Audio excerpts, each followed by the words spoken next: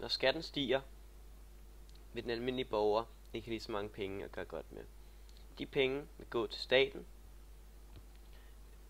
som forbedrer for eksempel folkeskoler eller hospitaler.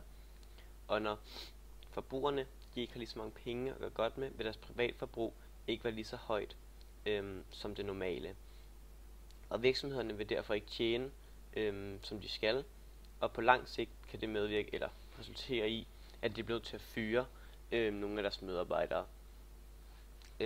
Og hvis husholdningerne ligesom ikke har så mange penge at gøre godt med, jamen så vil de heller ikke købe så meget i udlandet. Og det vil ligesom gå ud over eksportindtægterne. Og det der ofte sker, når folk ikke har lige så mange penge, som de vil have, hvis skatten var mindre, jamen så kan det være, at de tager et lån i en bank, for ligesom at få råd til noget, de ligesom ønsker. Og det kan virksomheder sådan set også, hvis nu de ligesom har brug for penge til et projekt eller et eller andet. Og det er sådan set det, der sker, hvis skatten stiger.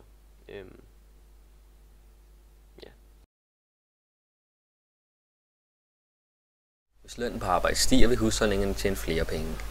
Disse penge vil blive brugt til skatter og afgifter i den offentlige sektor, eller køb i virksomheder eller udland. Det kan også være, at de vælger at passe på deres penge og putte dem i en opsparing i banken i den finansielle sektor. Hvis de vælger at gøre dette, vil det skabe problemer for virksomhederne, fordi der ikke er nogen, der vil købe deres varer.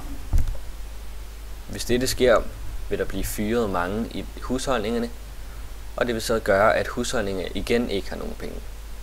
Hvis de vælger at bruge dem i udlandet, vil det kunne skabe ubalance i betalingsbalancen. Så begynder vi måske at importere mere, end vi eksporterer.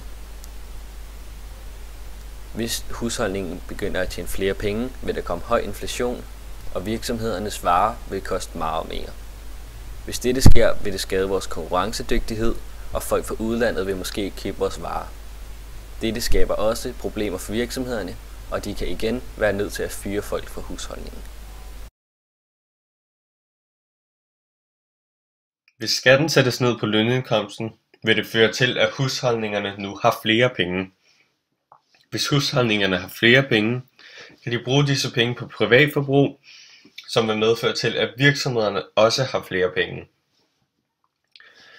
Den offentlige sektor vil nu få færre penge fra husholdningerne på grund af de lavere skatter, men de vil få flere penge fra virksomhederne på grund af skatterne fra virksomhederne til den offentlige sektor. Hvis skatten sættes ned, kan der muligvis også komme flere virksomheder til Danmark.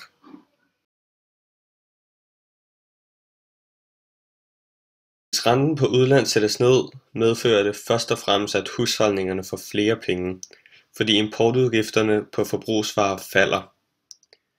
Dette vil så medføre til, at virksomhederne får færre penge, hvis udlandet nu har billigere varer end virksomhederne, og hvis husholdningerne vælger at putte deres penge i den finansielle sektor, i stedet for at bruge dem på virksomhederne. Virksomhederne kan dog også få flere penge, hvis husholdningerne vælger at bruge de sparede penge fra importudgifterne på virksomhederne fra privatforbrug. Virksomheders eksport til udlandet falder, vil det sige, at udlandet pumper færre penge ind i de danske virksomheder, altså de har færre penge, end de havde før.